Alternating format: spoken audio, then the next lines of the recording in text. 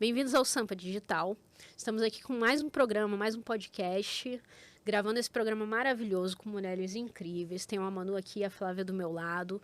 Mais um programa focado no empreendedorismo, no mês do empreendedorismo feminino, tá? Que a gente está comemorando. Esse programa já está no finalzinho, essa data já passou, mas a gente vai falar disso durante muito tempo. E aproveitando que vocês estão aqui com a gente, vai aparecer um QR Code na tela, não sei em que local exatamente, mas lê o nosso QR Code, conhece mais o nosso ecossistema, conhece mais um pouco da Brad, vem entender tudo que está acontecendo por aqui. A gente está recebendo aqui hoje a Flávia Matos. Prazer, obrigada pelo convite. Imagina. Flávia, já tem um monte de coisa aqui para falar de você, mas você tem mais de 10 anos no mercado, que você passou pelo varejo, você navegou aí, a gente estava conversando ali nos bastidores, que você navegou por muitos setores. Se apresenta, fala um pouco mais pra gente, fica à vontade. Tá bom. Bom, gente, prazer, eu sou a Flávia, eu sou diretora comercial e de marketing da Modata. A Modata, para quem não conhece, é uma startup que entrou no Brasil tem um pouquinho mais de um ano e é uma mídia inovadora para trabalhar não só a parte de aquisição, mas toda a parte de engajamento, via muitos dados, porque a gente é uma startup de dados, dados qualificados, e com muita gamificação envolvida. Então, a gente veio para dar uma mexida no mercado em relação a isso. E é como você falou, né? Eu já tenho aí um pouco mais de 10 anos de mercado. Comecei no varejo offline, a gente estava falando sobre isso. Fiz essa transição para o marketing digital e para o varejo online, principalmente na parte de e-commerce. E agora eu estou do outro lado. Agora eu sou mídia, né? Então está sendo uma novidade para mim. Manu, explica mais para todo mundo sobre a tua trajetória. A gente conversou tanta coisa ali. A gente falou como o varejo serviu como embasamento, como você passou por diversos setores e até mesmo como a maternidade fez parte da evolução dessa trajetória. Fala um pouco mais para todo mundo, aquilo que a gente veio conversando e na minúcia, como isso pode ser grandioso e desafiador ao mesmo tempo. Então, eu sempre me testei muito. Assim, eu não tive estereótipos formados, por exemplo, eu quero fazer isso, tem que ser aquilo. Eu sempre gostei muito de testar. Então, acho que foi um dos pontos para eu chegar até aqui e ter uma mudança grande de carreira, assim. Mas a minha formação foi toda voltada para a administração de marketing. Eu achei que eu ia ser uma executiva de uma grande empresa. Aliás, eu nem falei essa parte, né? Mas esse era o meu sonho de adolescente, assim, de novinha. E aí deu tudo errado, assim, foi tudo errado que deu certo, né? Mas foi bem diferente. Inclusive, eu descobri que eu consigo me enxergar muito melhor em menores empresas, apesar de já ter passado por grandes empresas também, que tem a ver com empreendedorismo, inclusive, né? Que é onde a gente consegue, de fato, mudar as coisas de uma forma mais rápida. Mas eu comecei no varejo como vendedora lá atrás, né? E varejo físico. Depois eu fui trainee e aí eu tive carreira no varejo como gestão, né? Como coordenação de um time de marketing. Quando eu fiz faculdade, eu me considero uma pessoa jovem, nem tinha cadeira de marketing digital ainda, era a época do Orkut. Então, não sabia nada sobre isso, era um momento onde estava começando a falar mais de CRM. O máximo que eu fazia de digital era o inbound, mas voltado para CRM ou para algum conteúdo de mídias sociais, mas quase nada de performance. Mesmo o CRM não tinha muita coisa de performance. E a empresa, ela vivia das lojas físicas. É aquela velha briga, que infelizmente não é velha, né? De que os franqueados, os gerentes de loja, reclamam porque você tem um e-commerce. Pois é, essa briga ela existe ainda até hoje, né? É impressionante. Não enxerga o e-commerce como uma ferramenta para dentro do ambiente físico também. Então, ali foi um marco para mim, porque eu descobri que eu gostava muito de varejo e eu percebi que eu estava desatualizada, isso com 20 e pouquinhos anos, assim, pós-faculdade quase. E que eu queria fazer essa migração, queria não, né? Era obrigatório fazer essa migração para o marketing digital. Mas não é fácil você migrar para qualquer coisa, você ter uma oportunidade disso não é fácil. Então, assim, eu sempre acreditei que você precisa estudar muito e ter muita experiência, ter as duas coisas ao mesmo tempo, assim, nem só uma, nem só outra. Só que naquela época não tinha tanto, a gente estava falando muito do remoto agora, né? Não tinha tanto essa amplitude de trabalho remoto como a gente tem hoje. Então, eu, carioca, né, que dá para perceber, moradora de São Paulo, levava 1h30, 2 horas para chegar no trabalho e voltar, não tinha como estudar nesse período. Então, eu resolvi abrir mão daquela carreira naquele momento para estudar varejo. E aí eu fiz uma pós em varejo e branding, que era muito a minha área. E, em paralelo, fui fazendo cursinhos. Então, fiz curso de marketing digital, depois gerente de e-commerce. E aí foi o que eu te falei, né? Como eu gosto muito de estudar e eu acho que a gente precisa se especializar nas coisas, eu estava num ambiente de moda que eu me via muito ali. Então, eu fiz um curso de corte e costura primeiro e depois um curso de estilista. Eu me formei, uma formação técnica no Senac como estilista de moda também. E aí a gente estava até conversando, né? Parece que não tem nada a ver. Mas é impressionante como é rico a gente estudar outras áreas que, teoricamente, não tem nada a ver. Então, a gente estava brincando que, poxa, eu erro alguma coisa no Photoshop, no Excel, eu dou um Ctrl Z, né? Se eu corto um tecido no lugar errado, acabou. Você perdeu aquilo ali, você perdeu energia, você ficou frustrado.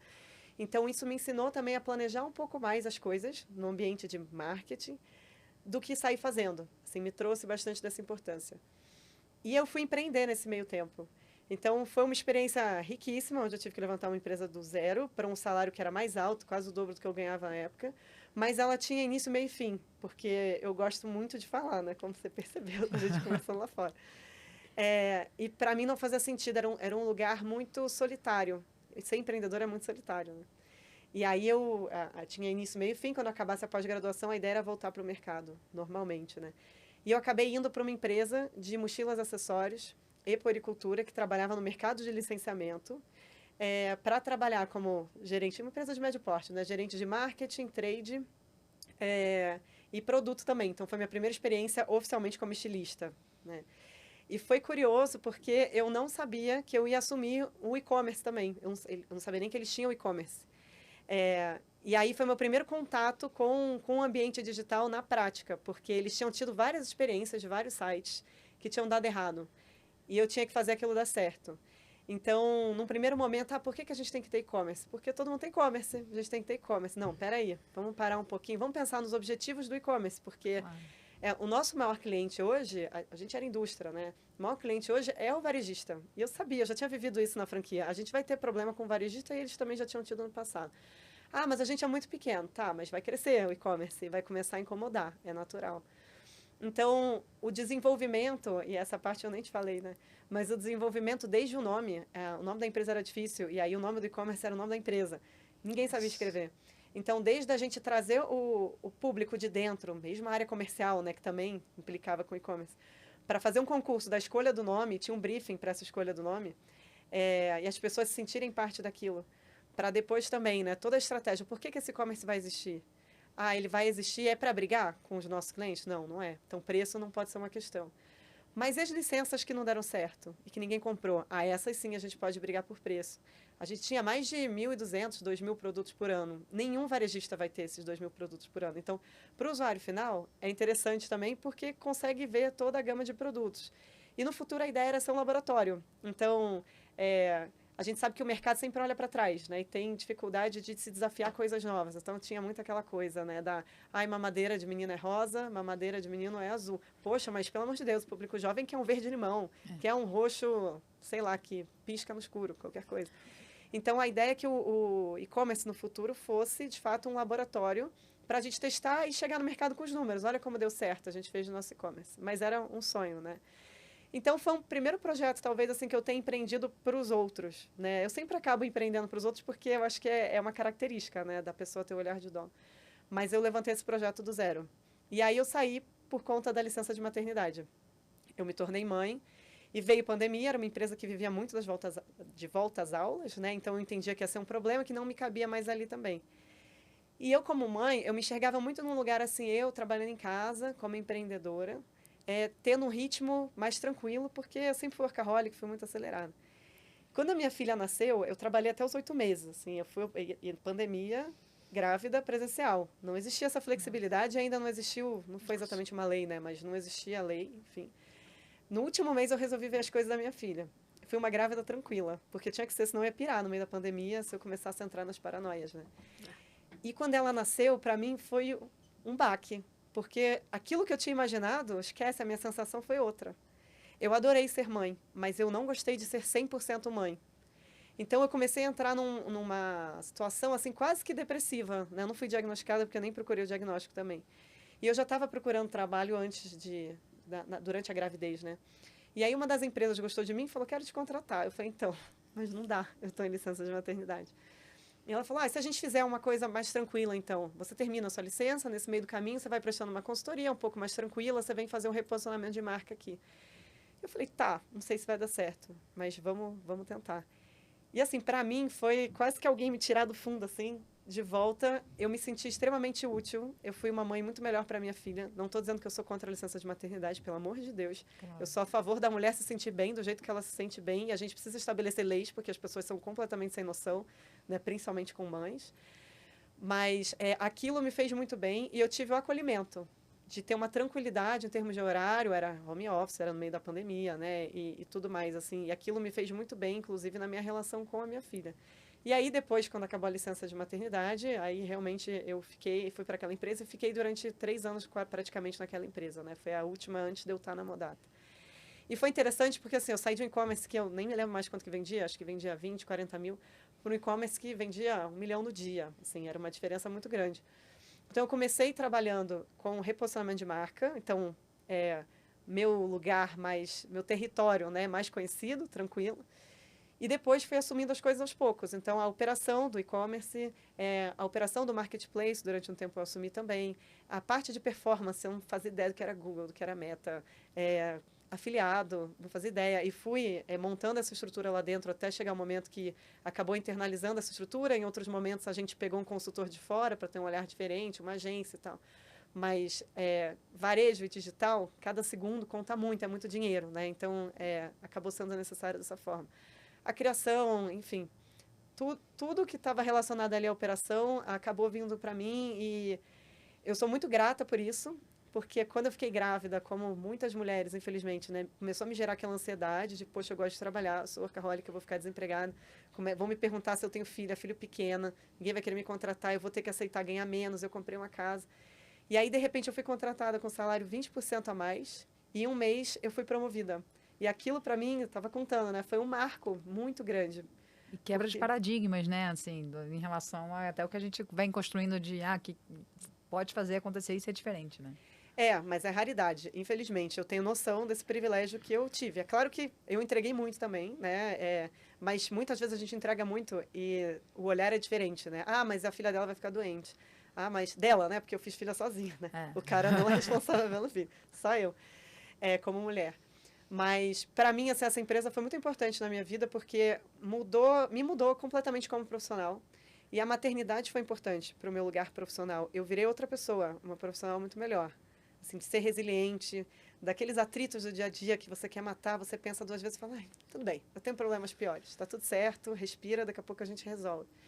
E eu gostaria muito que os gestores, as gestoras também, né? Mas como a gente tem mais gestor homem, né? Ainda é assim, que eles percebessem que tem esse lugar da maternidade que, poxa, te traz muita eficiência, muita eficiência. Bacana que você fez uma timeline, e a gente ainda nem chegou na Modata, né? Não, assim, Você trouxe um timeline aí de carreira e de transição de empresas, mas que o intraempreendedorismo, né? Esse vestir a camisa aí que você falou, e trouxe várias questões que toda mulher, né? Muitas mulheres passam, né? Do ter filho, de os medos, as angústias, e você dispensado, você contratada, você... e realmente e as pessoas poderem dividir e saber que isso acontece com todo mundo e que existem, sim, empresas que permitem que você possa... E como é que foi essa, assim, eu acho que... o que você acha que é da sua característica de personalidade e como que foi o acolhimento das empresas que você conseguiu trazer esse papel de olhar de dono, mesmo não sendo dono, desse intraempreendedorismo, porque, na verdade, quando a gente fala de empreendedorismo feminino, é um pouco disso, né? Desse lado que a gente carrega esses múltiplos pratos, em que a gente cuida da casa, a gente faz o almoço, lava a roupa, e cuida da criança, e cuida do marido, e cuida dos pais, e cuida da empresa, né? Sendo a sua empresa ou a empresa dos outros. Então, acho que e é muito bacana que fazer a sua empresa é mais óbvio, né? Assim, eu sou dona de agência, a dona de agência, agora, é muito bacana esse olhar, que eu acho que é o especial do seu posto aqui, de você como convidada, de você trazer esse olhar de, cara, é possível empreender na agência dos outros, né? Você realmente trazer esse olhar de dono. E como que isso é acolhido pelos outros? Como você acha que você desenvolveu isso ao longo da carreira? Se é seu, assim, fala um pouquinho sobre isso. Sempre foi meu. E até engraçado que a minha filha é muito parecida. Minha filha tem 3 anos.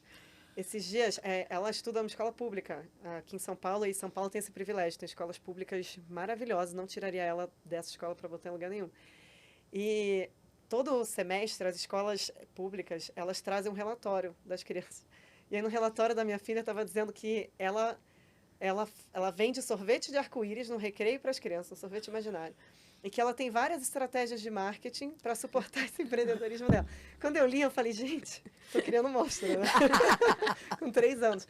Mas eu era assim, na minha época, a Eliana, né, que agora está super em alta de novo, né? Mas tinha aquele programa da Eliana que tinha os brinquedos da Eliana, que eram sempre coisas para fazer. Era o chaveiro da Eliana, máquina de fazer chocolate da Eliana, de fazer pulseira. Máquina de fazer sorvete. Tinha, de fazer sorvete também. O que eu fazia? Pequenininha, eu nem lembro quantos anos eu tinha.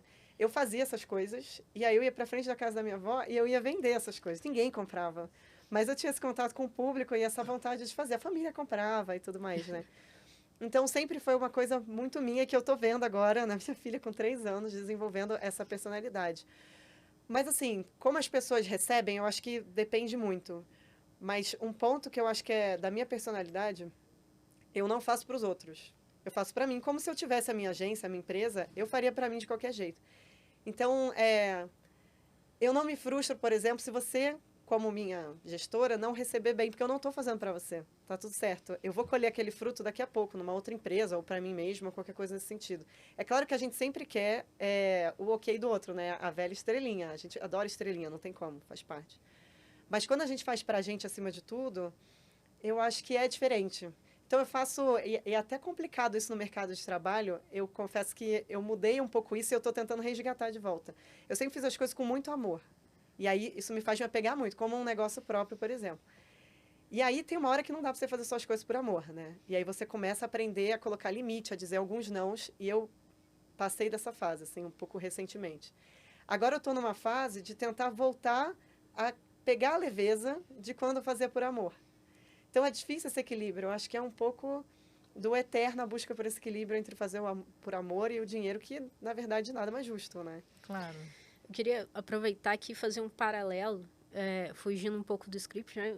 Puxar um pouco para você também, Manu, nesse sentido. Eu não tenho muito local de fala, eu não sou mãe. Falei, eu curto a parte boa, que é os teus sobrinhos, né? Eu faço a parte de estragar, levar para passear. Eu não tenho essa experiência, mas tem uma coisa que me marcou muito na tua fala, que foi aquilo de, olha, eu amo ser mãe, só que ser mãe não me bastava. E isso é uma coisa que a gente... as mulheres ainda têm uma dificuldade de, muitas vezes, assumir isso, ou tocar nesse assunto. E aí, como é que pra vocês, aí eu vou levar para as duas, fugindo do script total, mas é porque acredito que as duas têm algo a acrescentar, como empreendedoras, como mulheres que estão no mercado, que são mães. Como é que é para vocês isso? Você já me falou que foi uma coisa que você teve que... Pessoas ao redor não entenderam muito bem. Me criticaram muito de eu voltar a trabalhar, né? Num período que eu devia estar quietinha, assim. Mas me fala como é que foi, como é que você trabalhou isso na sua cabeça? Como é que você entendeu isso? Como é que você conseguiu expor? E depois, Manu, também queria que você comentasse. Cara, eu acho que a gente trabalha ainda na nossa cabeça. Todo dia, acho que até minha filha ficar velha, eu vou trabalhar isso na minha cabeça, porque eu vou me encontrando. Mas a minha expectativa é que eu ficasse muito feliz sendo 100% mãe. Eu perdi minha mãe nova e eu acho que eu criei essa expectativa na minha cabeça de cumprir esse lugar da maternidade e, nesse sentido, cumpriu, sim, né? Mas é engraçado porque, para mim, como mulher, e como uma mulher que acredita no empreendedorismo feminino, no feminismo de forma geral, e eu acho que o feminismo pode ser lido de diversas formas, está tudo bem, mas para mim, a gente está aqui hoje batendo esse papo, para mim isso representa muito. Eu preciso dar o exemplo dentro da minha casa. E o exemplo não é da mãe que faz tudo e está ali à disposição. Que se você se sentir bem assim também, está tudo certo. Eu acho que esse é um ponto também. Existem pressões sociais de todos os lados. É um absurdo você ser só mãe e não trabalhar. É um absurdo você trabalhar muito e você ser pouco mãe. Na minha opinião, o feminismo, lido pela Flávia, que não é uma especialista no assunto, é sobre você se sentir confortável como mulher. Que assim foi como eu me encontrei. E eu quero muito mostrar para minha filha que trabalho não é um fardo, que trabalho pode ser prazeroso, que é importante ela ter o lugar dela, que ela sente bem, e que o dinheiro é importantíssimo também, como independência dela, não só de um parceiro ou uma parceira, mas dela mesmo, né? E para mim é importante ela saber que isso é bom. E que ela pode se encontrar nos lugares dela, nas fantasias dela, e tá tudo certo. Se amanhã ela quer ser mãe e se sente confortável sendo sua mãe também, tudo bem. Mas isso é uma coisa que eu tô aprendendo a cada dia que passa. E eu não me cobro de ser a mãe perfeita. Também, esse é um ponto importante que eu sei que todo mundo se cobra. Já, no início eu me cobrei, sofri muito, não, assim, eu achei que eu ia ter muito leite. Não tive tanto, aí dei fórmula também, junto com leite. Ai, não consigo nem fazer isso, amamentar minha filha. Então, me cobrei muito. E hoje, para mim, assim, eu nunca vou ser nada perfeito, nem a mãe perfeita, você também. E que para ela isso é importante, eu também não ser a mãe perfeita. Para ela não criar uma fantasia na cabeça dela de que a perfeição existe. Não existe, a mãe dela às vezes chora, a mãe dela às vezes é uma bobona que dá a ideia que não devia dar, porque eu sou essa pessoa, né? Eu me divirto com as conclusões que ela vai tirando dessas ideias, mas que o mais importante em qualquer relação, mas a relação mãe e filha, é mais do que falar, mas o exemplo dentro de casa. Eu já terminei algumas relações amorosas por causa disso, assim. Não adianta eu falar uma coisa e dentro de casa ela está vivendo outra coisa. Algumas, como se fossem muitas, mas é muito importante ela entender isso na prática. Porque é aí que ela absorve, né? A criança absorve vendo e repetindo. Como qualquer um de nós, dessa forma. Eu sou dessa filosofia, que o exemplo é o meu ensinamento. E é perfeita assim, essa questão do feminismo, né? Para mim, acho que é sobre isso, né? Sobre você ser a mulher que você quiser ser e lidar disso de uma forma natural, né? Em termos de estilo de vida, se você quer ser uma super executiva ou se você quer viver no meio do mato, fazendo uma plantação de subsistência e cuidando dos seus 5 filhos, ou se você quer ser uma mulher que não tem filhos e é uma super executiva e quer ser só mãe de pet ou não quer ser mãe de pet, você simplesmente, ou em termos de qualquer escolha de gênero que você faça. E a questão dos filhos, é engraçado de trabalhar, nunca me passou pela cabeça, no sentido que a minha formação, a minha mãe sempre trabalhou de igual para igual com meu pai, era o exemplo que eu tinha e eu não consigo nem me imaginar diferente, né? Então, acho que é o exemplo que veio, né, assim, para mim, ter a independência financeira é tão óbvio quanto, eu brinco assim, como para mim é muito importante fazer atividade física, por exemplo. A gente não escova o dente, a gente não faz atividade física, porque a atividade física não é pelo corpo perfeito, é para saúde, mente sã, corpo são, né? Tipo assim, aquela coisa básica, você ter um equilíbrio na alimentação. E para mim, o trabalho, e aí podendo ter um ritmo mais acelerado ou menos, ou o trabalho do lar doméstico, que é lavar louça, lavar roupa, fazer um jantar, para mim é um trabalho também, né? Então, acho que você lidar dessa forma, entender que o trabalho faz parte da vida humana, né? E é bacana que, assim, eu lido com o fazer um jantar, ou lavar uma louça, ou arrumar uma casa, da mesma forma como eu lido com o meu trabalho, como na minha agência, porque... E eu acho que eu mostro para as crianças isso, porque assim, isso faz parte da vida, da manutenção da vida. Assim como você escova o dente, bebe água, come, faz exercício, se diverte, ri, você tem o trabalho do dia a dia. Seja um trabalho corporativo do lado de fora, seja um trabalho doméstico. E acho que você entender esse conceito de trabalho, né? E acho que isso é trazer. E da mesma forma que a gente faz o lado corporativo e o lado para dentro de casa e o lado com as crianças, o homem também vai fazer parte desse trabalho holístico, que é de dentro para fora, fora para dentro, do lado de como a gente ganha dinheiro e como que a gente vive a vida, que, na verdade, todas essas tarefas domésticas, que teoricamente são das mulheres, né? Não. É do homem tanto quanto. E eu tenho 3 meninos, eu sou o seu oposto, né? Você tem... Uma menina tem 3 meninos já de 13, 11, 10. E justamente que eu mostro para eles que eles têm que lavar a louça e arrumar a cama tanto quanto a mamãe. E tanto porque não tem essa de mulher e homem, né? Não tem essa de uma pessoa empregada que vai já. Não. E eu falo assim, vocês vão ter que fazer, lavar sua roupa, cuidar das coisas. Eu mostro para eles como é muito mais bacana ter uma casa organizada. Né? Outro dia até foi na minha casa de uma amiguinha assim, mãe, eu entendi que por que é bacana ter uma casa organizada, que na casa do fulano é um caos. Eu falei assim, viu? Agora você está entendendo por que vale a pena tirar o sapato do meio da sala e colocar no lugar. Porque é agradável estar numa casa organizada. Tudo é uma questão de referência, né? E eu acho muito importante esse treino do olhar, enfim, eu fiquei muito tempo na moda, né? O treino do olhar para uma referência estética, ele funciona. E eu acho que para esses hábitos, sim, também funciona. Então, eu lembro que eu entrei numa loucura, eu faço isso até hoje. A minha filha, muito pequenininha, assim, na hora que ela ia dormir, eu arrumava tudo, porque eu queria que no dia seguinte ela acordasse com tudo arrumado. Até chegar um momento que chegou hoje, que ela se incomoda quando não está arrumado. Eu inventei isso, eu não li isso em lugar nenhum. Eu inventei isso. Mas isso é uma coisa que mudou para mim na maternidade. A gente estava falando de metodologia e tudo mais. Eu sou uma pessoa, tipo, meio louca, assim, vou fazendo, né? Aí fazer o curso de corte e costura me ajudou a pensar antes, mas eu sou essa pessoa que eu sou muito da criação, e é claro que a criação exige a metodologia também. Mas quando você vira mãe, se você quer ter a sua vida como mulher, né, como executivo, como qualquer outra coisa, a rotina, para mim, foi essencial. Foi essencial, mudou minha vida. Deixa eu voltar um pouquinho, pedir licença, sobre a questão do corte e costura. Eu achei muito legal isso, né? Você trazer, você hoje tem a Modata, empresa 100% digital, uma startup. Mas lá atrás, como foi importante o aprendizado contínuo, né? Que você falou que fez muitos cursos. E como você saiu do digital para o manual, para a execução, entender o outro lado, né? Entender como funciona. Você estava trabalhando com e-commerce, com marketing digital, e aí você foi para o corte e costura, para a parte... eu achei isso super interessante, né? Seria o máximo se todo mundo conseguisse transitar entre os dois mundos, entre os dois mundos nas suas posições, né?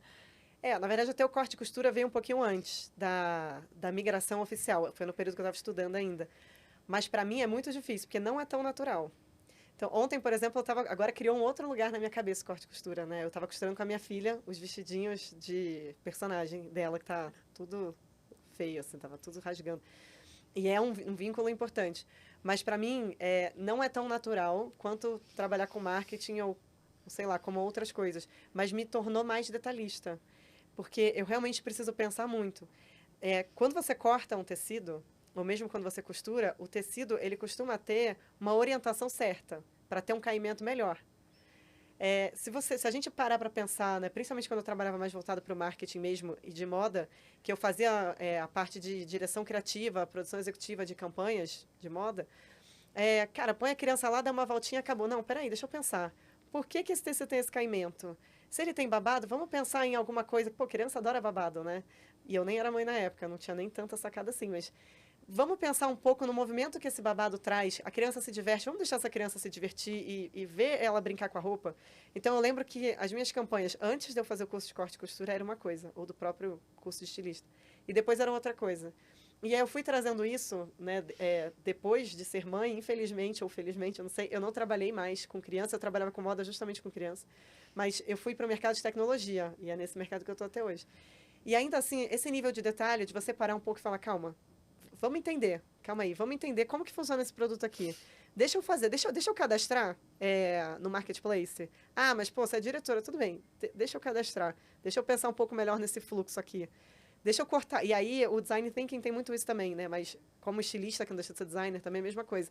Vamos cortar, vamos fazer, pega um manequim aqui, e vamos fazer de uma forma livre aqui. Vamos ver como fica. Isso funciona, não funciona? Você tem que puxar mais para cá, mais para lá? Tá, agora vai. Então, isso tem muito a ver com startup, que é o lugar que eu estou hoje, inclusive, né? Não dá para eu super planejar, ficar séculos e depois botar no ar. É tipo, gente, vamos conversar 10 minutos aqui. Vamos botar no ar, vamos ver se funciona. Ah, funcionou até aqui. Até aqui não funciona. Tá bom, desliga. Vamos fazer de novo. Então, é muito do que eu fazia como costureira, né? Digamos assim, se é que eu posso chamar de costureira. Virou hobby. E como estilista também. E esse empreendedorismo na startup, você vê diferença do que numa empresa... Vejo. É que a outra empresa, assim, ela era uma empresa de médio porte, era muito acelerada. Mas eu acho que foi um dos motivos de eu não ter gostado tanto de trabalhar em empresa grande. Assim, eu trabalhei em algumas empresas multinacionais, outras nacionais grandes, e eu lembro, assim, para mim marcou muito, um chefe num amigo oculto que não pode falar quem é, né? Você vai dando dica, e a dica era, ai, a minha amiga oculta é uma pessoa que fica me pedindo trabalho. E aí todo mundo sabia que era eu. Porque a startup ou a empresa média é tudo muito rápido, né? Tem que acontecer, o dinheiro é muito importante, né? A prática é muito importante, não tem tempo a perder. Então, para mim, essa é uma grande diferença. Mas eu entrei na minha empresa antiga por causa da maternidade e eu saí também por causa da maternidade. Eu vim para a Modata por causa da maternidade. Então, foi uma escolha assim que nem foi emocional. Eu não tinha nenhuma emoção vinculada à Modata em si, apesar de que eu já conhecia eles. A gente teve uma reunião brevemente. Mas foi muito racional no sentido de que eu estava no varejo digital, acelerado, cada segundo era importante, 24 horas por dia, 7 dias por semana. E aí, de repente, eu fui para uma empresa que tem um horário flexível, 100% remoto, as pessoas estão espalhadas pelo Brasil, a gente tem um escritório, tem gente em Portugal também, a empresa é portuguesa, mas agora fica só no Brasil. gente tem um escritório, mas é um escritório IDA não obrigatório, de uma equipe mais sênior, 1000 vezes menor, onde tudo bem eu sair mais cedo para pegar minha filha na escola. E tá tudo certo. O que importa é o resultado. E foi uma escolha que inicialmente foi puramente racional, não tinha nenhuma emoção envolvida. Agora é a hora de eu cuidar da minha filha. Se antes eu abri mão da minha licença ali, de certa forma, para ficar com a minha filha, agora é a hora de eu voltar um pouco, tinha me separado e tudo mais, e dedicar o meu tempo a ela para eu entender que mãe que eu vou ser nesse momento de não ter alguém ali comigo, né? De estar, de certa forma, sozinha ali. E aí o amor veio depois. É quase que ser mãe, né? Nasceu e o amor veio depois. Assim, é muito legal a gente ter rede de apoio. E aí, como mãe, é legal ter rede de apoio. Eu, em São Paulo, não tenho rede de apoio, assim, nenhuma. Tenho o pai dela, lógico, que a gente divide guarda compartilhada, mas é uma outra história, né? Mas eu não tenho a rede de apoio. E é muito legal no trabalho também a gente ter rede de apoio, não só de mulheres, né? Principalmente de mulheres, mas também de homens. Porque para a gente conseguir chegar onde a gente quer chegar, a gente precisa dos homens junto com a gente. E é muito difícil, porque o olhar é outro, a perspectiva de vida é outra, as dificuldades são outras, né? E aí, na Modata, eu me sinto muito acolhida. Eu estava falando para ela, né, de diretoria para cima, assim, eu sou a mais jovem e eu acho que a gente se integra muito bem, assim, a gente se respeita em relação às trajetórias, os caminhos que foram feitos até agora e a gente se agrega muito, não só na vida profissional, mas na vida pessoal também. Então, tem dia que a gente acorda mal. Acontece. Muitos dias a gente acorda mal. Exato. E é muito legal você ver sua par falando, não, para, joga isso fora, vambora, tamo junto, o que você está precisando? E às vezes você é essa pessoa também, né? E às vezes as marcas agora são minhas clientes, né? Então, às vezes uma marca me ofende com uma mulher. Já aconteceu isso. E não é a primeira vez, né? Assim, a gente não tem entre a gente não tem assédio, não tem nada desse tipo. E eu acho que isso começa lá na contratação, né? E o time funciona muito bem nesse sentido, mas e quando é um cliente seu fazendo isso com você? E aí vira para você e fala uma coisa do tipo, olha, eu não falo com você, eu só falo com o seu CEO. Ele nem sabe se é homem ou mulher, mas é o seu CEO, né? E aí o CEO vai lá e se coloca e fala, não, ela agiu como tinha que agir. É isso que eu espero de uma pessoa que trabalha comigo. Então, você ter esse suporte de homens também é muito, muito importante nessa rede de apoio. Queria aproveitar esse gancho, porque aí você falou de duas vivências distintas. Você falou de uma empresa de tecnologia, que você trabalhou lá, onde você teve um cargo muito grande.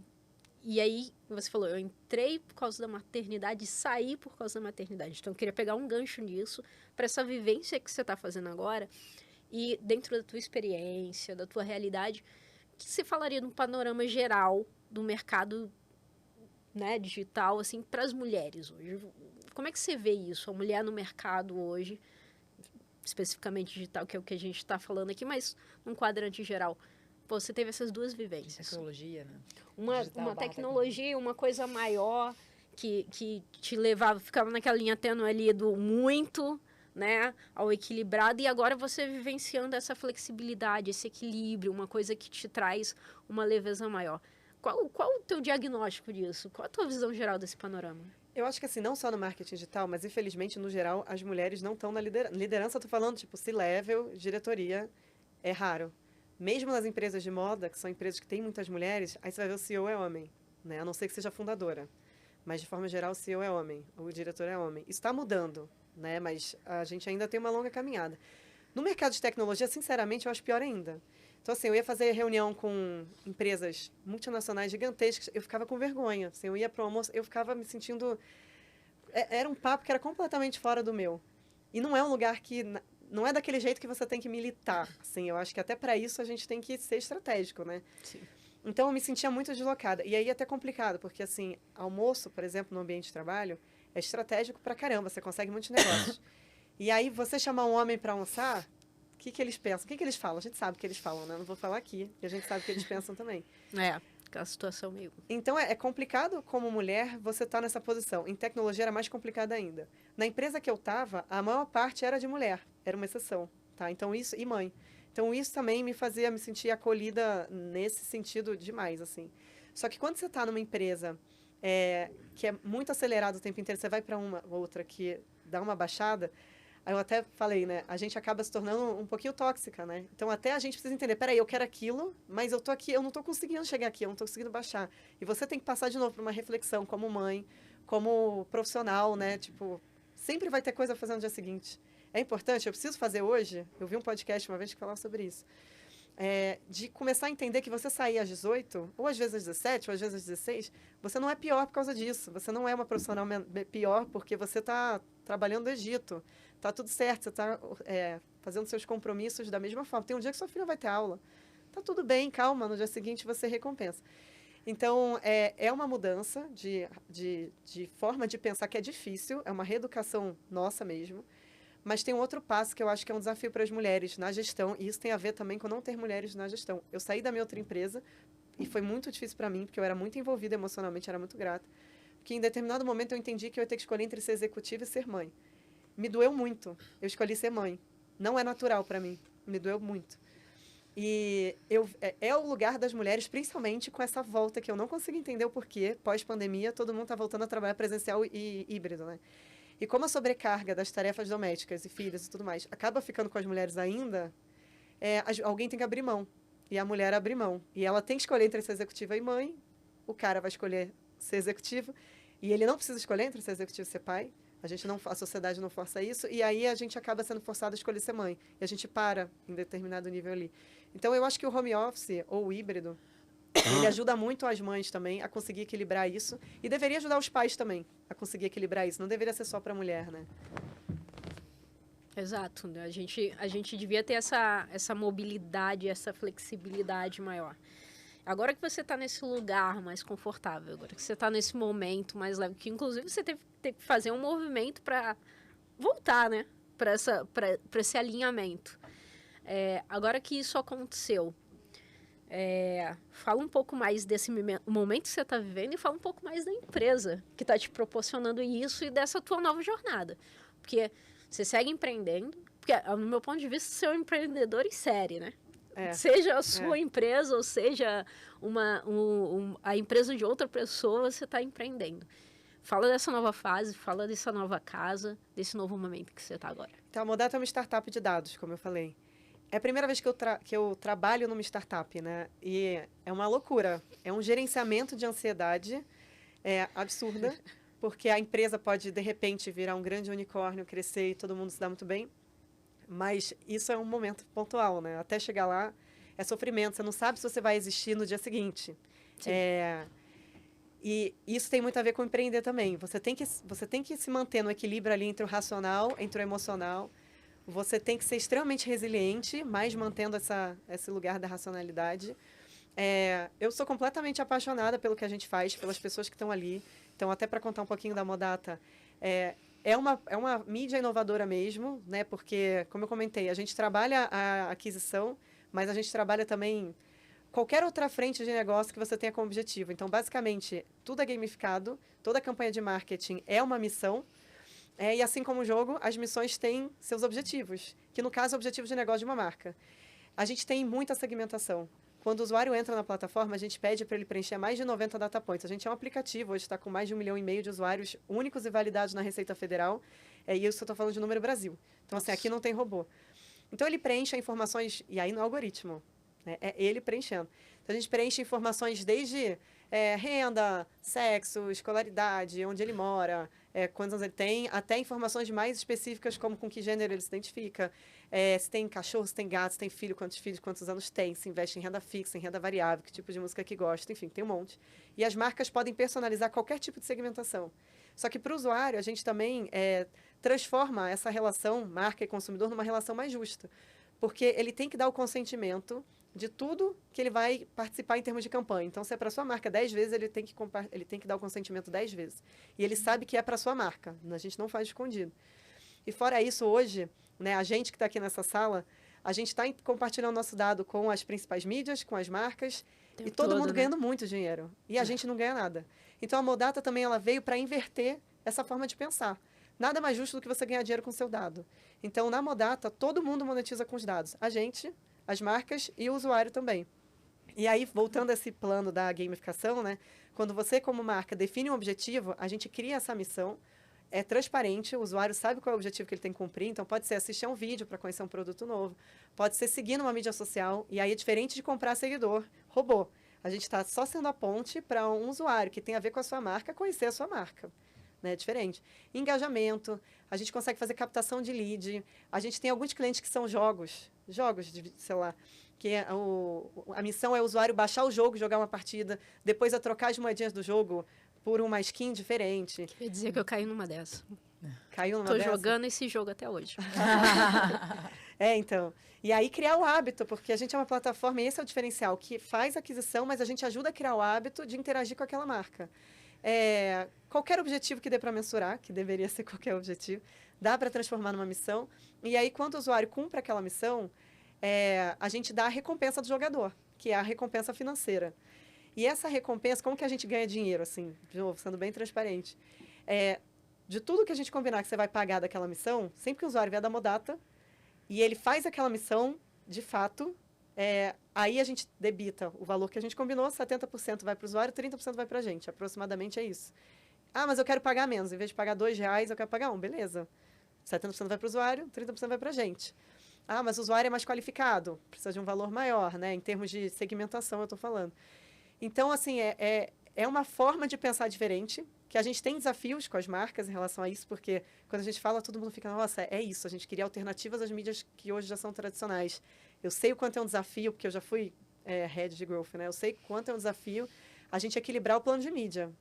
Então, todo mundo brilha os olhos. Mas eu acho que falta no marketing digital as pessoas falarem, tá, brilhou os olhos, eu sei que eu preciso, poxa, eu estou buscando isso há um tempão, mas agora pagar, tomar decisão, peraí, eu não quero tomar decisão. Então, eu acho que é uma resistência que existe ainda no mercado em geral, né? A gente está no momento certo, cada vez mais a gente consegue marcas novas e interessantes de todos os tipos, assim, mercado de entretenimento, mercado mercado financeiro, a gente trabalha com mercado de startup, tem outras startups que estão aqui dentro. Então, a gente consegue atender todos os mercados. E está sendo interessante ver esse amadurecimento para mídias que, de certa forma, a gente está no entretenimento também, né? A gente trabalha gamificação. Sim. Eu gostei dessa união dos dois mundos, né? Banco de dados qualificado, que é uma coisa que hoje em dia a gente busca, assim, incessantemente. Sim. E qualificado principalmente, porque banco de dados a gente tem para todo lado. E o fato de você trazer isso com benefício para o usuário. Então, é um ganha-ganha para todo mundo. E de uma maneira muito mais ética, né? mais com propósito, né? Importantíssimo. E inovadora. E a gente já teve solicitações das marcas, tipo, mas eu não quero aparecer. Tudo bem, você não precisa aparecer. A gente coloca a nossa carinha. Mas na hora do usuário dar o consentimento, a sua marca está escrito lá. Ela tem que estar. Esse é o propósito do nosso negócio. E a gente está vendo assim, algumas tendências em termos de marketing digital, do varejo. Né? O entretenimento é um mercado que cresceu muito e a busca por essas campanhas gamificadas, não só na aquisição, né? Mas depois ela está acontecendo. Querendo ou não, assim, é uma relação que a gente proporciona que é mais do que um clique. Né? Vai para Bauman agora, né? Todo esse universo líquido e tudo mais, a gente vem falando o contrário. Peraí, vamos fazer coisas diferentes com o seu usuário, vamos criar uma relação. E a gente vê que uma tendência é o conteúdo com personalidade também. Então, eu vou num festival que acontece esses dias, não vou falar o nome, eu achei genial, virou meme, uma pessoa que fez um comentário num post do festival falando assim, nossa, mas está difícil esses horários que vocês escolheram do line-up no domingo, né? Assim, não, aí falando muito mal. Aí o festival falou, olha, a gente leu a Constituição inteira e não tem problema nenhum você não ir. E aí, assim, viralizou. Eu achei bizarro, mas eu falei, caramba, olha que legal eles imprimindo a personalidade, porque aquela marca permite essa personalidade. Não é qualquer marca. Se vocês entrarem no Instagram da Modata, e aí é Modata com 2T's Brasil, vocês vão ver que em vários momentos a gente brinca com a dor do usuário. De uma forma leve, divertida, com carinho, Sim. com cuidado. Mas a minha marca é uma marca de engajamento. E ela permite isso. E o nosso Instagram cresce e tem um engajamento até orgânico, assim, muito grande por conta disso. Não é qualquer marca que permite isso. E um outro ponto também é essa descentralização de dados, né? Que ela está acontecendo e isso traz benefícios para as marcas, que vão conhecer mais dos usuários, e traz muito para o usuário também, porque hoje o usuário tem um grau de competitividade ali, a gente falou de festival agora, né? Poxa, quantos festivais não tem hoje? Muitos. O usuário ele vai escolher entre o festival que ele vai, né? O público, a audiência. Então, ele conseguir se conectar com uma experiência que, de fato, tem a ver com ele, é fundamental para a escolha dele e para a recompra, né? Porque para ele voltar ao festival no ano seguinte, porque ele pode ir um, depois ele vai no outro. Então, a gente consegue fazer essa jornada até dentro de um festival, por exemplo, para fazer com que toda a audiência vá em todas as ativações dos festivais. os festivais tenham informação suficiente depois para trazer dados para aqueles patrocinadores, né? E não só dados qualitativos, mas dados quantitativos. E depois até fazer uma avaliação 360 para pensar no usuário para o ano seguinte, né? E não dá mais para ser monólogo, né? Não. Tem que conversar, de fato. E a gente, de fato, proporciona muito isso. A gente está na era da comunicação que vai e volta. Uma coisa interessante, importante que eu vou falar aqui, é o empoderamento da comunicação. Exato. Uma marca consegue responder essa resposta que eu achei incrível, vale salientar, porque ele está empoderado a nível de saber que aquele cara não é o público dele. Então, ele não fica preocupado, nossa, eu vou sair você não é meu público, não tem problema você não ir. Eu não me lembro que restaurante, mas é um restaurante, na verdade, uma sanduicheria, que uma vez eu fui. E às vezes a gente tem um hábito, que para alguns está ok, para outros não, de pedir para mudar alguma coisa naquela comida do cardápio. E a primeira coisa que tem na placa da frente é: o chefe não aceita mudança nos pedidos do cardápio. Ele entendeu. Eu acho que eu sei exatamente qual é esse restaurante. Eu acho que também. Ele é muito claro. Mas o conhecimento, os dados ricos e muito claros para uma empresa, ela empodera a comunicação nesse sentido. Empodera, sim. Então, eu consigo falar o que eu quero, o que eu não quero, e sei que eu não vou estar agredindo ou perdendo um público, porque eu já conheço o meu público. Fica coerente, né? As atitudes têm que ser coerentes com aquilo que a Exato. marca prega. Acho que esse é um ponto fundamental. A gente, por exemplo, a gente brinca, a gente dá uma zoadinha nas dores do usuário, porque a gente escuta o usuário, né? Senão a gente não conseguiria saber. A gente ia errar, não ia aumentar o engajamento, tudo isso. Então, a nossa marca, ela permite muito isso, mas eu acho que a consistência, sem dúvida, é fundamental. E tem um outro ponto também. A gente vive num país que é muito desigual. Então, quando a Modata entrou no Brasil, até a gente saiu em alguns criadores de conteúdo falando de renda extra, etc. Nós não somos renda extra. Porque é muito pouco que se ganha, né? Não é para você viver disso, não tem como. Não dá. É mais para ser justo e você monetizar. Tanto que, por exemplo, aumenta o seguidor no Instagram. Tem gente que segue pelo dinheiro? Tem. Mas, assim, o churn é muito baixinho, porque você segmenta, então é um público que te interessa. Mas o fato é que, quando a gente fala de renda básica universal, R$2, R$3, R$4 no Brasil é muita coisa, muitas vezes. Então, também tem esse ponto, até ligado à ODS, que a gente acaba cumprindo muito fortemente. E aí tem algumas coisas em desenvolvimento ainda na nossa plataforma que a gente quer ir além da entrega do dinheiro. Mas, de repente, para você não é importante o dinheiro, se transferir esse dinheiro para sua conta, a gente pode te agregar com outras coisas. E aí não vou dar mais spoiler do que isso, não. Mas tem até um lugar social nisso também que a gente está de olho. Perfeito, perfeito. Manu, você quer agregar mais alguma coisa? Não, acho que é impressionante. Estamos aqui pro desfecho. Isso. Comentários finais. Acho que a gente trouxe uma tona aí de milhões de coisas, né? De aprendizados, long life learning, de filhos, de intraempreendedorismo, que é, para mim, super, hiper, mega, como isso é possível. E eu acho que tem uma questão, assim, que eu acho que... Você falou muito de personalidade, né? Eu acho que existe a questão da personalidade, mas existe também a incentivar, né? O incentivo, assim, as empresas criarem oportunidades e criar um ambiente favorável a esse empreendedorismo. E não só de pessoas que nem sua filha, que desde 3 anos está vendendo sorvete de arco-íris no recreio imaginário. Mas existe um papel fundamental das empresas de incentivar, né? Dos colaboradores, da equipe, dos gestores, independente de serem só os donos, fundadores, de fazer, ter essa vontade de empreender e de gerar ideias e novos negócios e inquietudes, insights, realmente, assim, por mais que depois receber não. E tá tudo bem. Né? Acho que assim, eu vejo muito desse lado também eu acho que você deve ter percebido isso, né? Que o ambiente favorável é essencial. E você teve sorte, né, de ter. Como que você estimula? Qual que é o problema de você estimular o empreendedorismo dentro da sua empresa? É você ter muitas provocações, tem a ver com vaidade. E você imagina vocês, como donas de empresa, ver um funcionário gostar tanto da empresa quanto vocês e, de repente, vocês vão falar uma coisa que talvez seja até incoerente, talvez seja até fora dos valores da empresa, e o funcionário vai falar, não, eu não vou fazer por causa disso. E isso gera uma confusão. É uma confusão positiva, na minha opinião, é super positiva. E eu vejo isso acontecer várias vezes na Modata, como eu vi acontecer na empresa anterior também. E rola realmente uma briga, mas é uma briga para duas pessoas que estão pensando diferentes para chegar no mesmo lugar. E aí, no final, talvez nem resolva nada naquele momento, mas as pessoas precisem amadurecer para chegar num caminho, um terceiro caminho, ou no caminho de uma ou de outra. Mas isso é tão rico, e não é todo mundo que está preparado para isso também. Então, eu acho que o estímulo também ao empreendedorismo tem que ser para pessoas preparadas, porque senão a pessoa que tem esse lugar do empreendedorismo se frustra, porque ela vai criar uma expectativa ali de ter um lugar de fala que não precisa nem ser a ideia dela dar certo, não é isso. Mas tem um lugar de fala que ela não vai ter. E a insegurança, ela é muito presente nas empresas, né? A questão da vaidade e tudo mais. Então, infelizmente, eu acho que a gente tem que... Eu acredito muito na lei da gravidade, né? Tudo de cima para baixo. Eu acho que tem que haver um treinamento para os C-levels, para os diretores, para os gestores em geral, gerentes, etc., para que crie essa segurança e aí sim tenham ambientes empreendedores, porque justamente por isso em muitas empresas maiores acontece de uma célula ter, a outra célula não ter. Então são várias empresas numa só. E se a gente parar para pensar, todo mundo ganha. Se você estimula o empreendedor interno, você está estimulando o crescimento da sua empresa. Com certeza. Isso vai gerar conflito, mas nada que comunicação.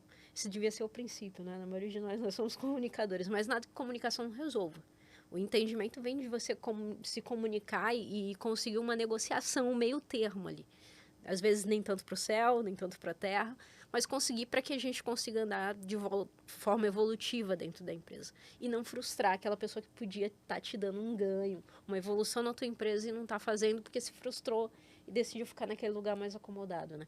Então, estimular vai fazer toda a diferença. E frustração é uma palavra que tem tudo a ver com empreendedorismo, né? Porque é uma eterna ganho, frustração, é um equilíbrio aí. Mas, assim, na Modata, a gente briga bastante, e eu acho isso ótimo. A gente entra em muitos conflitos, mas a gente sabe separar as coisas. Assim, a gente sabe que a gente quer chegar no mesmo lugar.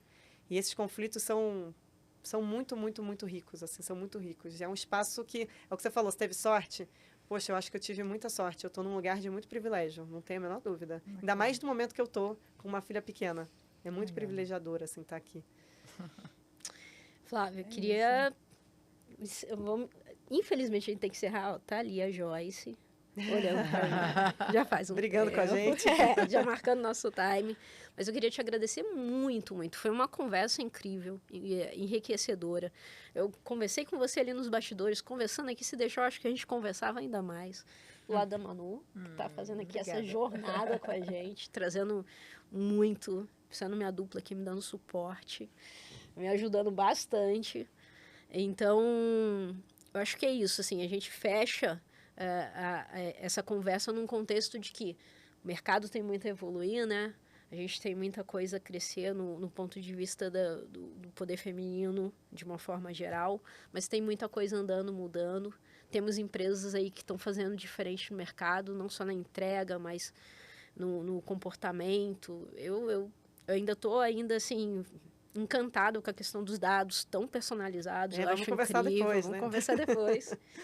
Mas é isso, queria te agradecer. Conversa incrível, enriquecedora. Todos estão aqui. Vamos lembrar do QR Code, para fechar com o Vamos QR lembrar Code. do QR Code de novo. Dessa vez você, Manu. Eu? Você vai falar Então do QR tá bom. Code. Bom, vamos lá. Na tela aqui, eu não sei onde que está exatamente. Olha que o QR Code vai para o site da Brade para você conhecer todos os benefícios do nosso ecossistema de agentes e agências digitais. É importantíssimo a gente fazer parte de um coletivo para fortalecer o nosso mercado do digital no Brasil. Afinal, todos nós somos empresas digitais, né? A Modata, a minha agência, a agência da Dani. E é isso. Vamos com tudo e até o próximo episódio. Exato. Obrigada pelo você. convite da Brade. Obrigada, Manu. Obrigada a todo mundo aqui.